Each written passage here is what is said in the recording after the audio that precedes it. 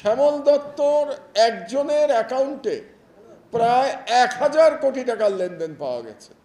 এটা কি ভাবতে পারা যায় যে একজন সাংবাদিকের অ্যাকাউন্টে ১,০০০ কোটি টাকার লেনদেন? এটা তো কল্পনা করা যায় না যে ১,০০০ কোটি টাকার লেনদেন কিভাবে সম্ভব হলো। শুধু তাই না, কদিন আগে আমার দেশ পত্রিকায় আমরা একটা নিউজ করেছি, সেখানে আমরা দেখিয়েছি এমনকি সংখ্যালঘু সম্প্রদায়ের সম্পদ পর্যন্ত শ্যামল দত্ত লুট করেছিল।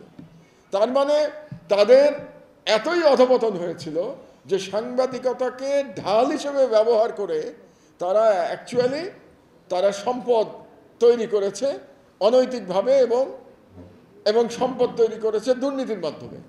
কাজেই এই দুর্নীতি কিন্তু মিডিয়ার মধ্যেও ছড়িয়ে গেছিল, এটা আমাদের মনে রাখতে হবে।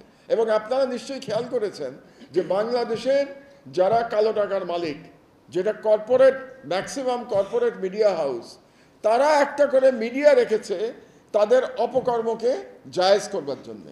তারা মনে করেছে যে মিডিয়া থাকলে পরে আমার অপকর্মটাকে আমি জায়েজ করতে পারবো।